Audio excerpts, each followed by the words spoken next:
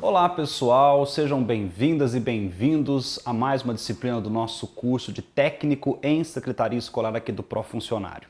Esta é a nossa disciplina de número 9, é uma disciplina específica do curso de Secretaria Escolar e se chama Gestão Democrática nos Sistemas e na Escola. Reforçando então, essa disciplina faz parte do Núcleo de Formação Técnica Específica, ou seja, só vocês, alunos do curso de Secretaria Escolar, é que vão cursar essa disciplina. E isso é uma boa notícia para vocês, porque é uma disciplina muito legal, muito interessante e importante. Esta é a segunda de 10 disciplinas especialmente elaboradas para habilitar vocês, em nível médio, para exercer as funções ligadas à gestão escolar, centradas no espaço da Secretaria Escolar. A gente já falou muitas vezes sobre a importância e a originalidade do profuncionário, pois com ele, pela primeira vez com abrangência nacional, os funcionários de escola têm a oportunidade de dispor de uma política pública que os reconhece e prestigia no contexto educacional. Não é demais reforçar que todos nós, participantes do processo educativo, compreendemos que a ação dos funcionários na escola é, sobretudo, uma ação educativa. Todos que atuam na escola se envolvem na prática social da educação, uns com mais consciência sobre seu papel, outros com menos consciência, mas todos estão envolvidos. E quanto mais consciente se torna essa ação, maiores as possibilidades da gente construir uma educação ou uma escola inclusiva, democrática e de qualidade para todo mundo. Então essa disciplina, ela busca refletir sobre uma parte importante da prática social da educação, que é a gestão democrática no sistema de ensino e na escola. Você vai perceber que cada unidade do caderno dessa disciplina desenvolve um texto básico a partir do qual vão surgindo sugestões de reflexões e de práticas. Cada tema desenvolvido nas unidades parte de uma pergunta central que deverá ser sintetizada ao término da leitura. Bom, então vamos começar apresentando aqui para vocês aquilo que a gente chama de ementa, que é uma espécie de síntese do que a gente vai desenvolver ao longo da oferta dessa disciplina. Então, veja nesta tela a escola, o sistema educacional e a relação entre as diversas instâncias do poder público. O processo de construção da gestão democrática na escola e no sistema de ensino, seus instrumentos e elementos básicos. Nós vamos ver também o financiamento da educação no Brasil e a gestão financeira da escola, o processo de construção do projeto político-pedagógico e a participação dos diversos segmentos escolares, espaços de gestão da escola, direção, secretaria escolar, e vamos desenvolver também os seguintes conteúdos ainda como propostos na ementa da disciplina. Formas de acesso a cargos e funções de diretor e secretário das escolas públicas e eleições para a direção e a gestão democrática. Os autores do caderno da disciplina, ou seja, essa apostila que vai nortear os nossos estudos, que você já deve ter recebido e que também está disponível na versão virtual na plataforma, são a professora Regina Vinhais Gracindo e o professor João Antônio Cabral de Monlevade, nosso querido professor João Monlevade, um dos maiores nomes do profuncionário, grande entusiasta da formação dos técnicos em educação. O professor João Monlevade foi diretor do Sindicato dos Trabalhadores do Ensino Público do Mato Grosso. Ele foi diretor da Confederação Nacional dos Trabalhadores em Educação, a CNTE. Ele foi membro do Conselho Nacional de Educação e atualmente ele é consultor legislativo no Senado Federal. Ele é uma autoridade em ensino público no Brasil. E a professora Regina é conselheira da Câmara de Educação Básica do Conselho Nacional de Educação. Ela possui uma experiência docente de pesquisa no campo educacional, com ênfase para políticas de educação, e ela atua principalmente nos temas de políticas públicas e educação, gestão democrática para a educação e educação e partidos políticos. Bom, com certeza esses dois craques da educação, com esse currículo todo, escreveram um material muito bom que vai nos ajudar muito. E desde já eu reforço, leia o material e, na medida do possível, siga as dicas de leitura, de vídeos, de sites que vem contido no material. É sempre muito enriquecedor. A carga horária da nossa disciplina é de 60 horas de atividades e mais 10 horas de prática profissional supervisionada. E a gente vai fazer tudo isso em 4 semanas. Então, em 4 semanas, né? Então, mãos à obra, porque a gente tem bastante trabalho pela frente. E quando a gente fala em gestão da educação, que é o nosso tema da disciplina, nós não estamos falando de qualquer forma de gestão, nós estamos falando de gestão democrática. Gestão democrática. Nessa disciplina, vocês vão perceber que é mais comum ouvir falar em gestão democrática na escola do que em gestão democrática nos sistemas de ensino. Olha isso. Na escola e não nos sistemas de ensino. Mas tanto a Constituição Federal de 1988, que indica a gestão democrática do ensino público na forma da lei como um dos princípios básicos que devem nortear o ensino, tanto a Constituição quanto a Lei de Diretrizes e Bases da Educação Nacional, a LDB, que também estabelece alguns princípios para a gestão democrática, nos dizem explicitamente ou tacitamente, ou seja, por interpretação, que deve haver participação dos profissionais da educação na elaboração do projeto pedagógico da escola e participação das comunidades escolares e locais em conselhos escolares ou equivalentes. Além disso, a LDB também sinaliza no artigo 3º que o ensino será ministrado com base em diversos princípios, e entre eles encontra-se a gestão democrática do ensino público na forma da lei e da legislação dos sistemas de ensino. Então nós vemos que tanto a Constituição Federal quanto a LDB falam em ensino público e não em escolas públicas. Portanto, se entendemos que o ensino público é sinônimo de escola pública, então a gestão democrática está meio que restrita só à escola mesmo. Mas se a gente entender que o ensino público envolve tanto as escolas como os sistemas de ensino, isto é, as redes, as secretarias de educação, o Ministério da Educação, então nós podemos falar também em gestão dos sistemas de ensino.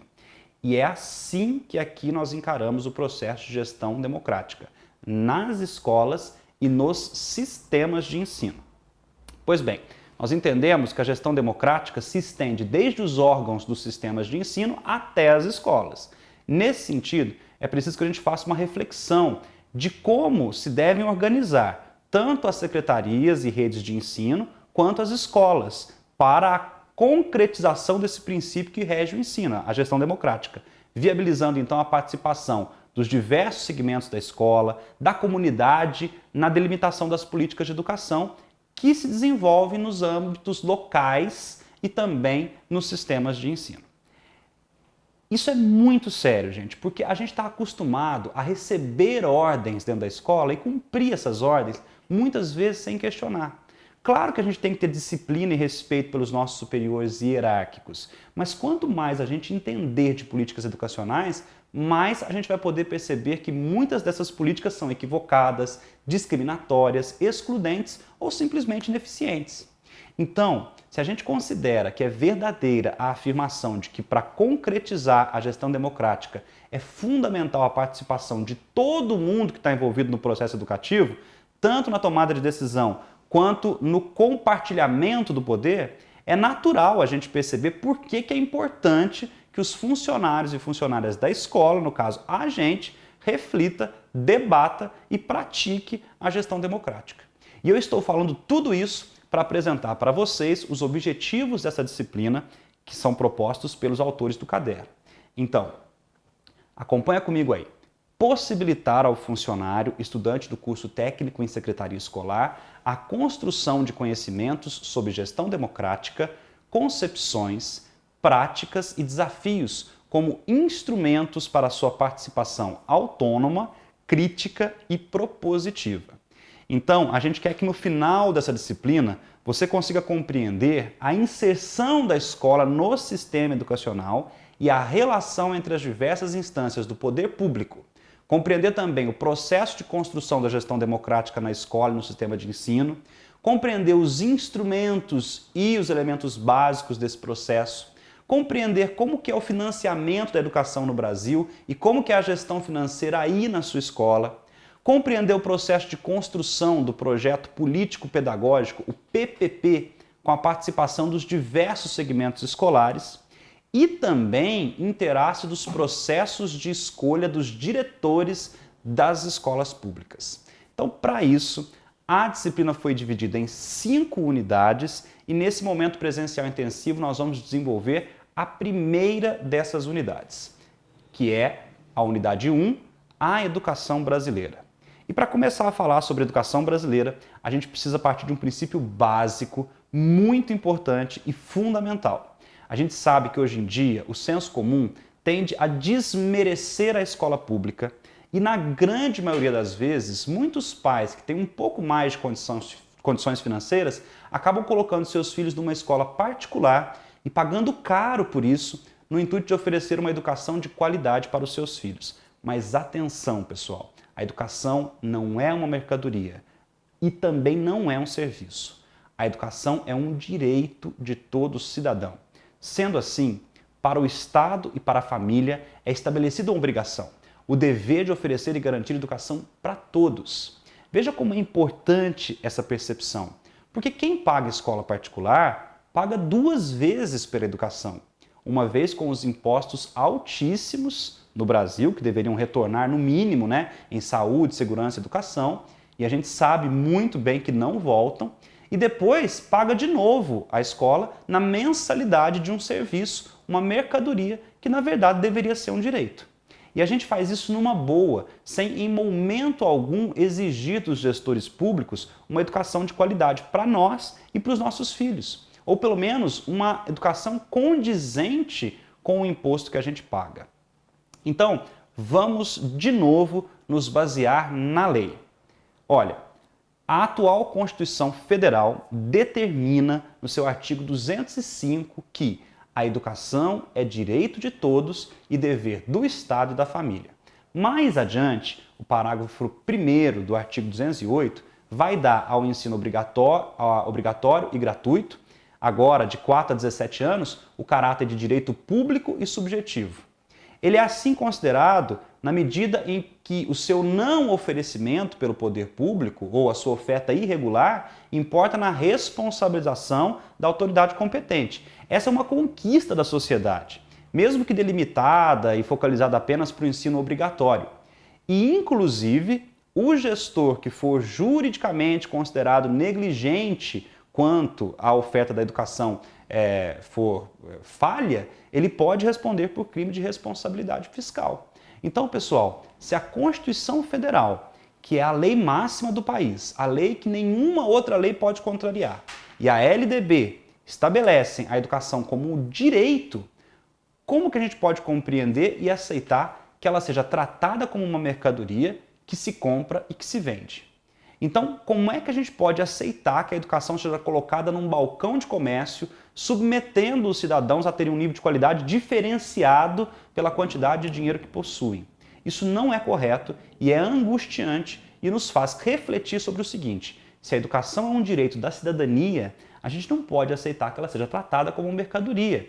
E essa mudança de concepção, ou seja, de direito para mercadoria, tem a sua origem na transposição da lógica econômica para a prática social. A gente não pode aceitar que todos os nossos direitos como cidadãos sejam regidos pela lógica econômica. Porque senão, então, quem tem mais dinheiro paga plano de saúde e tem bons médicos e bom atendimento nos hospitais e quarto individual e conforto e acesso aos tratamentos e tal. Quem tem mais dinheiro coloca câmera de segurança em casa, põe cerca elétrica, alarme, mora em lugares mais seguros. Quem tem mais dinheiro põe o filho na escola particular. Não pode ser assim. A gente não pode deixar que os nossos direitos sejam suprimidos pela lógica do mercado. Nada contra o mercado, ele é importante, ele proporciona desenvolvimento. Mas, gente, nem tudo pode ser vendido e nem tudo pode ser comprado. Então pense nisso. O primeiro ponto dessa aula, e muito importante: educação é direito e não é mercadoria.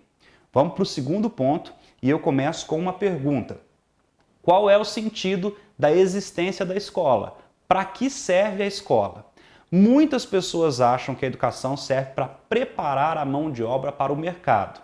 Já outras pessoas acham que a educação e a escola têm como objetivo garantir a reprodução do conhecimento acumulado para as gerações futuras. Existem ainda aquelas pessoas que compreendem que a escola deve se preocupar com a formação do cidadão.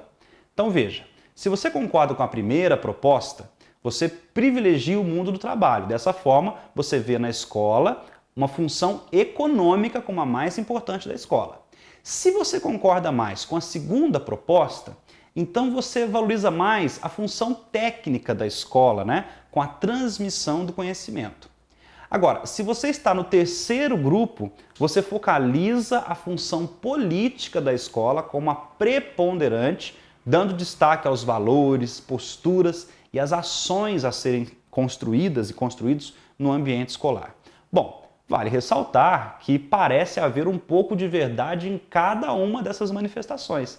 Nós percebemos que é importante preparar as pessoas para elas ingressarem no mercado de trabalho, é importante proporcionar a construção de conhecimentos e que também é importante garantir que a escola seja um espaço onde o estudante se torne um cidadão, se torne um sujeito da sua própria história.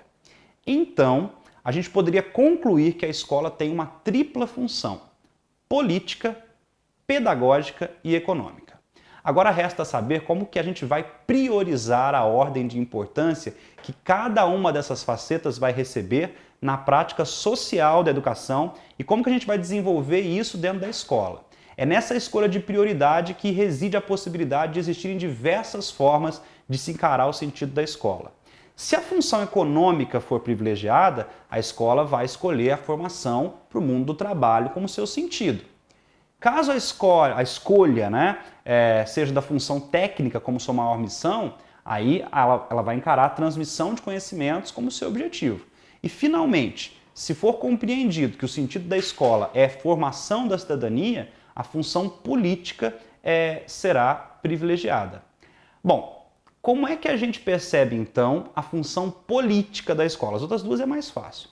Mas muitas vezes a gente diminui essa função a uma simples relação com os partidos políticos, com as ideologias políticas. Mas a função política da escola vai muito além da prática dos partidos políticos e das ideologias políticas. Se a gente compreender a política como uma ação intencional que visa influenciar e intervir na realidade, então a gente vai ver que a política é muito mais ampla do que ações partidárias tradicionais. Então, a função política da escola e também dos sistemas e redes de ensino está estreitamente ligada à prática pedagógica da escola e essa prática vai visar agir sobre a realidade social de hoje. Então, assim, é usar as práticas pedagógicas para intervir na realidade. Agora, vamos pensar. Ao nos depararmos com a realidade brasileira atual, nós queremos manter a realidade como está ou a gente quer mudar? Ora, se você, assim como eu, entende que o Brasil ainda é um país extremamente desigual, que falta oportunidade para muita gente, que os nossos impostos que a gente paga tão caro não voltam para a gente em bons serviços, que nós ainda temos muito machismo, que a mulher ganha muito menos que o homem, que os negros morrem muito mais e muito mais cedo que os brancos, que nós vivemos hoje um clima de insegurança generalizado. Se você entende tudo isso, então, a influência, essa intervenção intencional da escola sobre a realidade deve servir para quê? Para mudar essa realidade. A gente quer mudar, a gente quer um país melhor. Então, a escola ela deve perceber-se como um instrumento para essa transformação social. Caso contrário, se a escola opta por manter a realidade como ela está, a escola simplesmente vai reforçar a exclusão social, a exclusão escolar, a qual os sujeitos sociais estão fadados à aceitação da subordinação, da discriminação, do preconceito, da desigualdade social. E isso, historicamente, infelizmente, tem sido uma marca na sociedade brasileira. A escola muito mais trabalha para manter do que para mudar a realidade. Então a gente chega ao segundo ponto. A escola precisa agir para mudar a realidade, para incluir os sujeitos, tanto na sociedade quanto na própria escola. Então vamos para o terceiro ponto, os níveis e as modalidades de ensino no Brasil. A LDB, no seu artigo 21, determina que a educação brasileira se organize em dois níveis, educação básica e educação superior. A educação básica é aquela que, segundo a lei, tem por finalidade desenvolver o educando, assegurar-lhe a formação comum indispensável para o exercício da cidadania e fornecer-lhe meios para progredir no trabalho e em estudos posteriores. Assim, a gente pode compreender o motivo da denominação educação básica. É porque ela é o alicerce, ou seja, a base para a construção da cidadania. A educação básica compreende três etapas: a educação infantil, o ensino fundamental e o ensino médio. A gente vai falar mais detalhadamente sobre isso.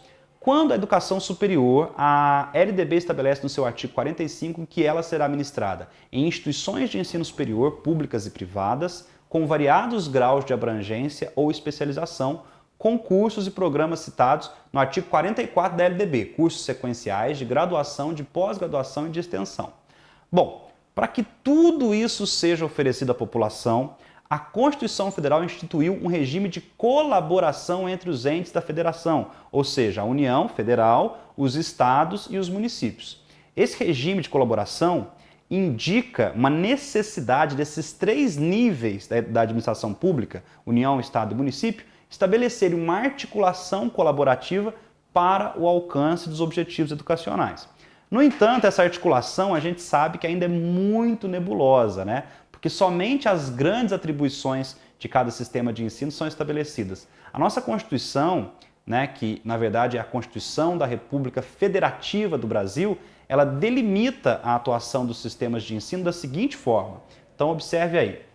A União organizará o Sistema Federal de Ensino, financiará as instituições de ensinos públicas federais e exercerá a função redistributiva e supletiva junto aos estados, Distrito Federal, município, mediante assistência técnica e financeira. Os estados e o Distrito Federal atuarão prioritariamente no ensino fundamental e médio. Os municípios atuarão prioritariamente no ensino fundamental e na educação infantil, com cooperação técnica e financeira da União e do Estado. Bom, mas qual que é o retrato da educação brasileira? Para a gente ter um panorama da educação no Brasil, é importante verificar alguns indicadores que dão a dimensão do acesso, da permanência e do sucesso dos estudantes no processo educativo. Então veja esses dados que são do Instituto Brasileiro de Geografia e Estatística, o IBGE, referente ao ano de 2010, que evidenciam a situação do Brasil quanto à alfabetização, frequência à creche e à escola, anos de estudo e série ou nível educacional concluído pela população brasileira. Esses dados indicam que havia 14 milhões de analfabetos com mais de 15 anos no Brasil. As taxas de analfabetismo da área rural eram, em média, quase 3 vezes maiores que as da área urbana. A taxa de escolarização das crianças de 6 a 14 anos atingia quase universalização, com atendimento de 97%, e quase 1/3 da população brasileira estudava. Agora, veja os dados do IBGE e do Instituto Nacional de Estudos e Pesquisas Educacionais Anísio Teixeira, o INEP, referentes ao ano de 2000. Quanto maior o nível de rendimento familiar per capita, maior a taxa de escolarização de crianças de 4 a 6 anos. Apenas 26,8% dos 20% mais pobres estudavam, em contraste com 52,4% dos 20% mais ricos. 78% das pessoas de 15 a 17 anos estudavam e apenas 35% de 18 a 24 anos, sendo que desses, 71% entre 18 e 24 anos ainda estavam no ensino fundamental e ensino médio, já é a idade para estar na faculdade, né? A defasagem idade-série continua sendo um dos grandes problemas da educação básica. Verifica-se o índice alarmante de 65% dos estudantes defasados na idade de 14 anos, sendo que no Nordeste, 85% é a proporção, lá no Nordeste. A população brasileira com mais de 10 anos tinha em média apenas 6,2 anos de estudo. O nível de rendimento familiar influencia decisivamente nos anos de estudo da população adulta, mostrando um diferencial de 7 anos de estudo entre o primeiro e o quinto grupo da distribuição de renda, ou seja, os mais ricos e os mais pobres. A esse quadro perverso que a gente acabou de apresentar, a gente pode somar significativas diferenças educacionais encontradas entre os grupos étnicos. A importante diferença de desempenho entre as áreas rurais e urbanas, que a gente mostrou aí. A alta dispersão dos estudantes, que gera uma grande discrepância interna nos resultados de muitos grupos etários. E, finalmente, aquilo que a gente chama de baixo rendimento nominal mensal per capita da grande maioria dos estudantes brasileiros. O baixo rendimento dos nossos estudantes. Esses dados, então, demonstram claramente como que é verdadeira e flagrante a reprodução das diferenças sociais na escola, na escolarização brasileira. Ou seja, quem nasce pobre ou em grupos tradicionalmente excluídos está praticamente condenado a não estudar ou a ter uma educação de má qualidade. Isso irá invariavelmente refletir depois nos níveis de criminalidade, de prostituição, de indigência, de marginalidade, de exclusão social desses grupos. Então, com esses dados, a gente constata que o Estado brasileiro não vem cumprindo a sua tarefa de oferecer educação em quantidade e qualidade boa para a nação brasileira. Como consequência disso, uma parcela significativa dos brasileiros não possui as condições básicas para serem cidadãos participantes de uma sociedade letrada, democrática e nem mesmo para se incluir no mercado de trabalho. Então, essa parece ser uma forma de exclusão social cuja base é a exclusão escolar. Então a pergunta é, como mudar esse quadro? Como melhorar a educação brasileira? Bom, a gente pode perceber que é dura e difícil a tarefa do Estado brasileiro em relação a esse sentido de promover e realizar políticas educacionais que interfiram nesse quadro negativo e que efetivem a educação de qualidade como direito do cidadão. Bom, são muitas as ações que precisam ser desenvolvidas para garantir uma educação básica, democrática e de qualidade. No entanto, os autores do caderno da disciplina que a gente está estudando, eles propõem 4 ações, 4 políticas, que parecem ser as principais frentes de políticas que precisam ser estabelecidas pelo poder público. Então, vamos lá. Política de financiamento, política de universalização da educação básica com qualidade social, política de valorização e formação dos profissionais da educação e políticas de gestão democrática. Bom, a primeira delas, ou seja, a política de financiamento, vai dar condições concretas sobre as quais todas as outras vão se sustentar. Então, a segunda política vai oportunizar o acesso, a permanência e o sucesso escolar. A terceira vai proporcionar salários, planos de carreira, formação inicial e continuada para todos os educadores, e aqui vamos falar, né, docentes e não docentes, funcionários aí. E a quarta política vai delimitar o caminho pelo qual o processo de democratização da educação poderá ser alcançado. Então a gente vai falar só sobre as políticas de financiamento da educação, as outras mais para frente. Então, diferentemente do que historicamente vem acontecendo, cabe aos educadores, à área educacional, a tarefa de delimitar essas políticas de financiamento, pois são os educadores que podem identificar os recursos para o desenvolvimento das ações no âmbito da educação brasileira. O que eu quero dizer com isso é que não há gestão democrática nos recursos que são destinados à educação. Você, por exemplo, nunca viu na sua escola que muitas vezes sobra detergente e falta papel higiênico? Pois é. Isso é um exemplo claro da impossibilidade da escola, dos diretores, da comunidade escolar, de gerir os próprios recursos. Chega tudo carimbado, pronto, tem que comprar aquilo, não tem conversa. Então, enfim, como exemplo da urgência de se estabelecer uma política de financiamento para a educação, basta a gente analisar o Plano Nacional de Educação, PNE, que vigorou entre 2001 e 2010. Esse plano ele estabeleceu uma série de objetivos e metas para a melhoria da educação brasileira. E isso teria que ser cumprido num prazo de 10 anos. E lá, nesse plano, depois de muita discussão no Congresso Nacional, na sociedade civil, então chegou-se à conclusão que aproximadamente 4,5% do PIB, que é o conjunto das riquezas do país, que se investiam na educação, naquela época, era absolutamente insuficiente para uma abrangência e para a amplitude da ação educacional como a gente quer. Então, com isso, os movimentos sociais indicaram na época que não menos do que 10% do PIB deveriam ser investidos pelo Estado na área. No entanto, o Congresso Nacional estabeleceu o índice de 7% como mínimo para o desenvolvimento do Plano Nacional de Educação. Ocorre que nem mesmo esse 7%, né, que foi aprovado pelo Congresso Nacional, foi aceito pelo governo, que no caso foi em 2000 e era vigente até 2002. E ele foi vetado com outros importantes aspectos de financiamentos que eram previstos no Plano Nacional de Educação. Então, uma das possibilidades de melhoria do financiamento da educação básica, ela acabou depois sendo estabelecida pelo Fundo de Manutenção e Desenvolvimento da Educação Básica, que a gente conhece como Fundeb. Ele foi aprovado em 2006 no Congresso Nacional. Era Fundef, virou Fundeb. O novo fundo previu mais recursos para melhorar o salário dos professores, o aumento do número de vagas, equipamentos para escolas públicas, ampliação do acesso à escola e à qualidade da educação. Na época foram beneficiados mais de 47 milhões de estudantes na educação infantil, no ensino fundamental e no ensino médio. Pelas regras do Fundeb, pelo menos 60% de todo o valor anual é destinado à remuneração dos profissionais do magistério e o restante dos recursos é aplicado exclusivamente na manutenção e no desenvolvimento da educação básica. Outra política que certamente concorrerá, vai ajudar a democratização da educação básica, é a gestão democrática nas escolas públicas, que a gente tratou no começo da aula, que é a nossa disciplina, e que já está estabelecida na Constituição Federal de 88.